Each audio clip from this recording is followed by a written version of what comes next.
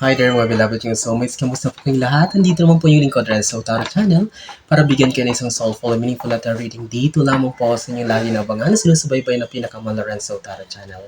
Mega shoutout po sa lahat nating soulmates sa buong Pilipinas at sa buong mundo na lagi nanonood at nakabang. Maraming salamat po sa inyong lahat.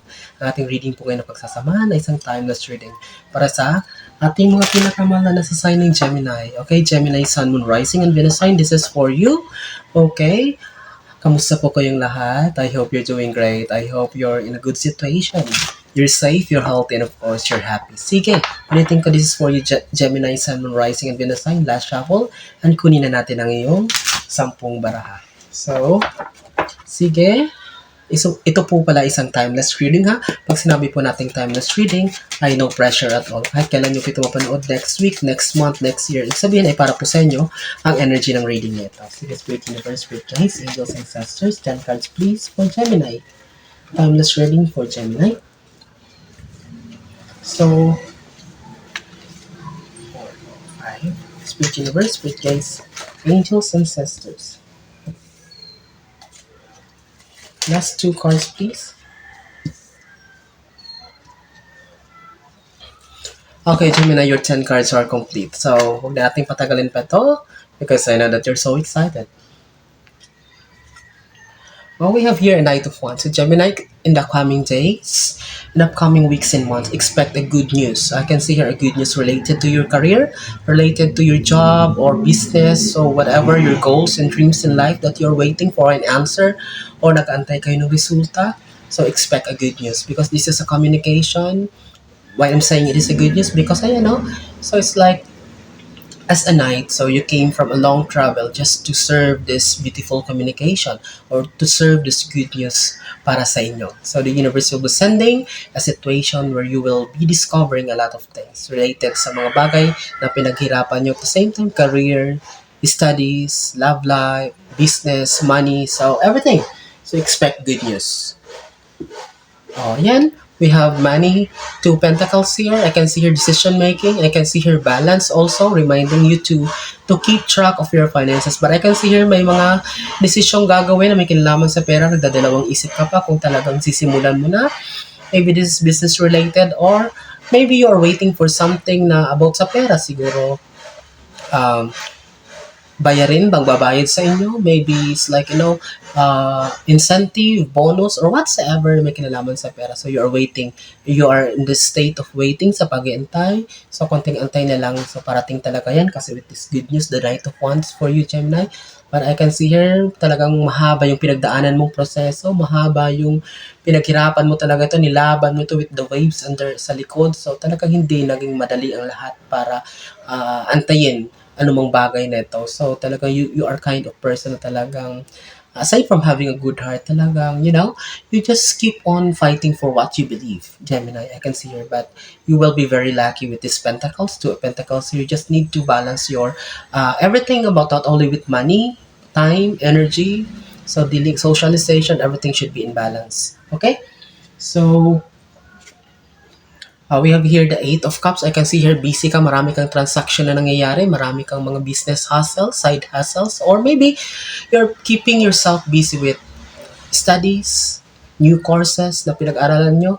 So, masters or whatsoever, anything na may kinalaman sa pagdagdag sa iyong kaalaman or sa iyong mga trophies and achievements in life. So, I can see here this 8 of Cups signifies also never-ending search for knowledge.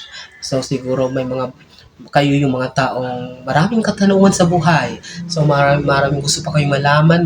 That's why you are planning to, nag-iisip kayo na ibang bansa, mag-move, mag-aral uli, sumubok ng bagong path. So, any kind of that thing na talagang gusto nyo. May gusto kayong subukan, may hinahanap kayo na parang kasi hindi pa kayo natitigil o nakokontento. So, Gemini, I can see her, yan, may kinalaman din sa parents. Because siguro, ang current situation mo, hindi naman talaga totally salat. But I can see her, siguro naghahangad ka ng mas marami pa. At least kahit pa paano, hindi naman yung malakihan talaga kasi this is 10 of Pentacles. But at least makakasuffice lang, makakapuno lang ng mga, yung hindi ka naman problema sa bill, sa mga beren. Okay? So, hindi naman kayo naghahangad talaga ng sobrang yaman. But I can see her, yung sapat lang talaga na hindi kayo mong problema. Ito yung minamanifest nyo, ito yung hinahanap nyo. maybe you are looking for a new job, looking for a new venture, business ideas para at least kahit papaano sumapat naman ang iyong finances, ang iyong mga perahan. Okay? So talagang ito yung goal nyo, kapirahan na kahit papaano ay sumasapat naman sa inyo. So, we have here the Fool. So, also, Gemini have time also to enjoy yourself, to have time to search for, clarity at the same time for a time wherein kailangan mo talaga mapag-isa to the point na magmuni-muni, mag-introspection, mag-shadow work, kilalanin mo muna yung sarili mo, baka naliligaw ka na, o saan ba kayo nagkulang, ano ba baka may mali ka na nagagawa. You need to self-reflection as of now. Kasabay nito, you will be recharging yourself. So, pumunta kayo sa mga travel, go to the beach, or whatever plans you have na as long as malaki ang matutulong sa pag-recharge ng energy mo, Gemini. So, that will be very helpful sa iyo. But I can see here, you need to enjoy your life to the fullest. Okay? Huwag masyadong mag-worry. May mga problema, dyan lang yan. Gawa ng paraan, solusyonan. But I can see here that you need to find way to enjoy yourself. Okay? To recharge yourself with the energy that has been lost lately sa pag-ayos ng mga bagay-bagay o mga problema. Okay? So, we have here the Justice card. So, sabi ko nga, this is related to good news. So, sabi ko nga, magkatapat sila ng Knight of Wands kung may naantay ka talaga kayong magandang balita. So, expect in the soonest time, hindi ito magtatagal, malalaman nyo na ito. So, expect positive result, expect good news, expect something na ipapadala sa inyo. Check your email in the upcoming days and weeks. Inboxes, baka may mag-offer sa inyo, may tulong na darating. Offer about new job, about better opportunities for you. Maybe you're waiting for result for an approval of promotion, visa approval. So whatsoever about good news, I can see here with this Justice card. So konting antay na lang, Gemini.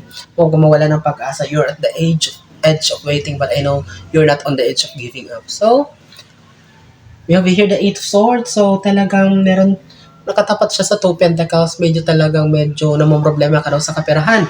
So, parang hindi mo alam kung paano babalansin kasi talagang kulang pa rin. Or parang, hindi mo alam although you're making way, pero talagang hindi sumasapat. That's why you keep on thinking, talagang balisa, or parang hindi mo alam kung sino lalapitan mo, anong ways ang gagawin mo para masolusyonan talaga itong problema mo.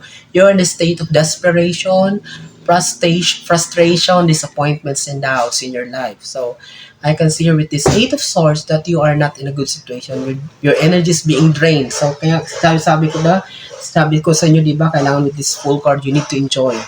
Kailangan recharge lagi, kailangan fully charge lagi ang iyong sarili, ang iyong katawan. Kasi kapag may mga ganitong sitwasyon na kailangan resolvehin, may mga problema ng gawa ng paraan, baka mamaya kapag low-bat na kayo, paano nyo pa magagawan siya ng paraan? Paano pa kayo makapag-manifest sa universe ng solusyon kung mismo sa sarili mo ay drain kayo palagi? Okay? I can see here with this Eight of Swords, you are in a situation, Gemini, parang maraming iniisip, maraming problema, but always remember that there's a resolution, there's a solution. May mga with the Justice card, sabi ko nga, with the Knight of Wands, merong good news na parating. Ito na lang isipin mo, na lahat na itong problema is just a test, the universe is just preparing you, Gemini, for something big that is about to come in your life. Okay? So, Gemini, be still, wag masyadong mag-worry, wag masyadong mag-iisip, lahat ng bagay, gagawa ang universe, gagawa ang Panginoon, gagawa ng paraan, pagpapadala ng tao, ng sitwasyon para masolusyonan ang iyong pinoproblema. Okay? So, cheer up. That's how life evolves in this universe. Puno talaga ng problema. But sabi ko nga, how are we going to react? How are we going to build ourselves again? Ang napaka-importante. So, ayan na. Ito na yung mga opportunities. So, ito na. Sabi ko, meron talaga. Merong parating na tulong na i-offer sa'yo. Ayan, nag-iisip ka. So, marami ka nang iniisip na maaaring gawin. Side hustle, part-time businesses, o kung ano na naman itong mga bago na at least makakatulong sa'yo to solve these problems. Nag-iisip ka kung sinong lalapitan mo, hingan mo ng tulong, anong diskarte ang gagawin mo, para at least kahit paano mabawasan itong mga tension, pressure na what is this you are facing or experiencing, Gemini. So, expect help, expect what is this offer of resolution for you in the upcoming days and weeks ahead, Gemini. That's why prepare also yourself sa mga opportunities na ibibigay sa iyo ni universe para makabangon ka or for yourself to, to recover again, Gemini. So, don't worry, there's always a hope. Meron talaga laging pag-asa. Hindi araw-araw ay bagyo. So, lilipas at lilipas din talagang. That's why, sabi nga, there's always a rainbow. There's a rainbow at the end of the tunnel. There's always a light at the end of the tunnel, sorry. As a rainbow, at the end of the rainbow, there's a pot of gold. Ano nangyari sa akin? Sorry. So, Gemini, ito, Seven of Pentacles. So, ito talaga, pinworry mo talaga yun, no? Pera, pera, pera, saan ba kukuha? Ano pang gagawin ko? So, yan, you keep on thinking of things, magkasunod sila. Puro pera talaga. Nag-iisip pa talaga. Ang dami mong iniisip. Gusto mo talagang gumawa ng paraan para masolusyonan talaga itong mga problema. Pera ang kailangan talaga para masolusyonan ito. So, ito, you keep on thinking ways, Gemini, kung paano masosolusyonan ang lahat. Magkatapat pa sila nito. Tapos sabihin, marami talaga itong obligation, marami itong mga bagay na dapat mong isettle na may kinalaman sa pera. Pera involved ito. But don't worry kasi nakikita naman natin dito, marami ding mga pera na parating sa'yo. So, kailangan mo lang talagang isettle ang lahat. But may kapalit itong mas marami at mas malaki. So, you keep on thinking on ways about how to manifest, also to receive this big amount of blessing na may kinalaman sa pera, Gemini. Ito daw, I'm not saying na mukhang pera kayo, but ito talaga puro ang laman ng isip nyo ngayon, Gemini, ay kaperahan. Puro pera, pera, pera talaga. Paano magpalago ng pera, para saan kukuha ng pera. So, kasi pera is what all we need as of now. Tapusin natin tong 10th and last card. 10th and last card ng timeless reading mo, Gemini, with the Hierophant card. So, aside with this Fool na katapat niya na, aside from enjoying yourself, huwag kakalimutan na sipagan ang pag-pray, ang pag-manifest ng mga good blessings, good vibes, positive energy sa buhay mo. Kung gusto mo magtuloy-tuloy ang magandang biyaya, good news, okay?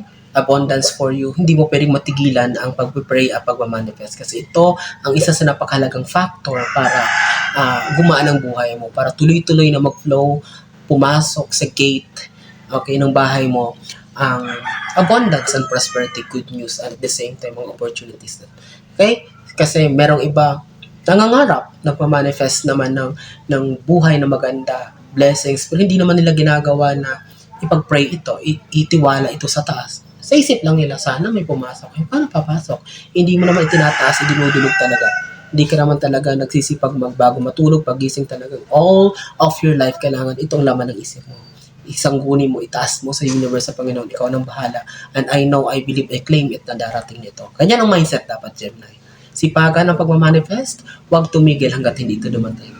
So, Gemini, this is a very beautiful timeless reading. I'm wishing you all the best in life. I hope and I pray na maraming nasasay ng Gemini na makaparod ito. Ulitin ko po, kapag nagustuhan nyo, huwag kayong mahiyang mag-comment, like, share, and of course, don't forget to subscribe our channel. Maraming salamat sa inyong walang sawang tiwala, support at pagmamahal. Laging panonood na sa mga ngayon naroon. Ano man pong ginagawa nyo, mag-ingat nyo lagi. God bless us all.